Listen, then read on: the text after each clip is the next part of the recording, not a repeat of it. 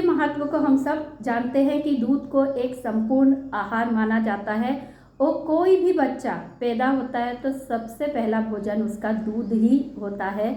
और दूध को इतना ज़्यादा इतना महत्वपूर्ण इसलिए माना जाता है और कंप्लीट फूड या सुपर फूड कहा जाता है क्योंकि दूध एक ऐसा पेय या आहार है जिसमें कि सभी 9 amino acids, vitamin A, B और यहाँ पर उसमें राइबोफ्लेविन और इसके अलावा जो है आयरन और पोटेशियम, जिंक, मतलब इसमें बहुत सारे माइक्रो न्यूट्रिएंट्स भी होते हैं।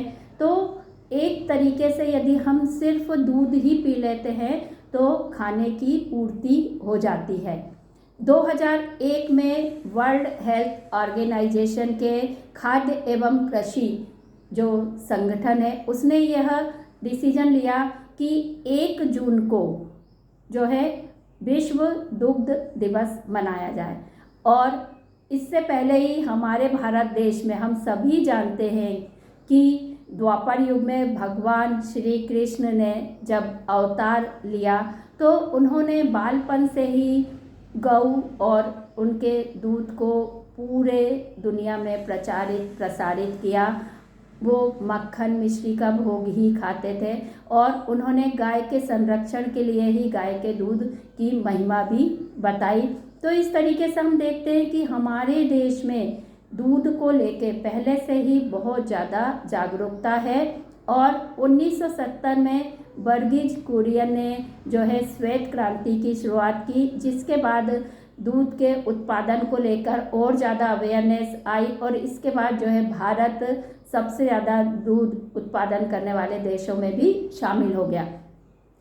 तो 1 जून को जो वर्ल्ड मिल्क डे मनाया जाता है इसका उद्देश्य यह है कि लोग ये समझे कि दूध कितना उपयोगी है और दूध में कितने सारे इम्पॉर्टेंट मिनरल्स वगैरह पाए जाते हैं जो किसी भी एक व्यक्ति की सभी ज़रूरतों को पूरा करते हैं। और आपको बता दूं कि 1 गिलास दूध में लगभग 8 ग्राम प्रोटीन होता है और दूध में वे और कैसीन दोनों ही प्रोटीन पाए जाते हैं। आजकल लोग जो वे प्रोटीन इतना ज़्यादा यूज़ कर रहे हैं, बड़े बड़े डब्बे जो है ले रहे हैं, वो सारा प्रोटीन आपको दूध से भी मिल सकता है। ज़रूरी नहीं है कि आप उसके लिए वे प्रोटीन का ही यूज़ करें। और दूध में एक सबसे बड़ी विशेषता क्या होती है कि दूध को केवल दूध के रूप में नहीं ले सकते, इसके वेरियस फॉर्म होते हैं। दूध से ही जो है दही भी बनता है, घी बनता है, मक्खन, पनीर, रबड़ी और तरह तरह की मिठाइयाँ बनती है। तो हमारे यहाँ तो दूध का उपयोग सब तरीके से करना हम लोग जानते हैं।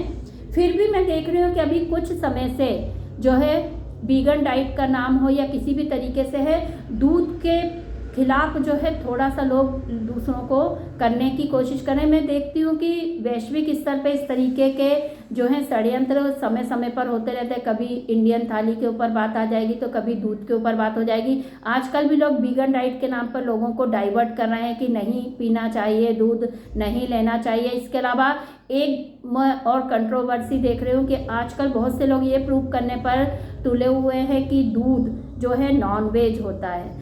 तो मन में ये सवाल आता है कि हमारे आराध्य इष्ट देव भगवान श्री कृष्ण ने जिस दूध का प्रचार किया वो ऐसा कैसे हो सकता है। और यदि हमारे को इस तरीके से हम लोग उनकी बातों में आके दूध पीना छोड़ देते हैं, आपको पता है क्या होगा, केवल आप दूध के जो है उत्पादन से ही बाहर नहीं हो जाएंगे दुनिया से, बल्कि आप हर एक चीज़ से वंचित हो जाएंगे जितनी भी चीज़ें दूध से बनती है। तो आप सोचिए कि दूध की जो मार्केटिंग है उस पर कब्जा करने के लिए लोग किस तरीके से जो है तरह तरह के प्रोपोगेंडा करते रहते हैं। तो फ्रेंड्स, मैं कहना चाहूँगी कि आप लोग इन सब बातों पे ध्यान ना दें। इनका उद्देश्य यही है क्योंकि मार्केटिंग में देखा जाए तो दूध और डेयरी प्रोडक्ट जो है बहुत बड़ा मार्केट है। और जिस दिन भारत के लोग इन लोगों की बातों में आ गए और दूध पीना छोड़ देंगे तो आपके हाथ से पूरा उद्योग चला जाएगा। तो इन सब बातों पे ध्यान दीजिए, दूध पीजिए और मस्त रहिए, स्वस्थ रहिए, क्योंकि दूध is a complete food, this is a super food. और दूध में चुटकी भर हल्दी मिला लें तो फिर तो उसका कहना ही क्या है। और कोरोना टाइम पे भी सबने इस चीज़ को समझा कि दूध और हल्दी का कॉम्बिनेशन कितना अच्छा होता है। और दूध पीने से तो बहुत अच्छा महसूस भी होता है। जो है नींद जिसको नहीं आती वो भी यदि गरम गरम दूध पी ले तो अच्छी नींद आती है। तो दूध के फ़ायदों के बारे में तो क्या बताऊँ मैं, सबको बहुत अच्छे से पता है दूध के सभी फ़ायदों के बारे में। तो दूध पीने की आदत डालिए। जिनको दूध नहीं पचता है लैक्टोज एंजाइम की वजह से, तो वे दूध के अन्य विकल्प भी आजकल मार्केट में उपलब्ध हैं। जो है बादाम का दूध भी आ रहा है, सोयाबीन का दूध भी आ रहा है, कोकोनट मिल्क भी आ रहा है। ऐसे कई जो हैं ऑप्शंस अब मार्केट में अवेलेबल हैं, तो वो दूध ले सकते हैं। गाय का नहीं, भैंस का, बकरी का और भी दूध है।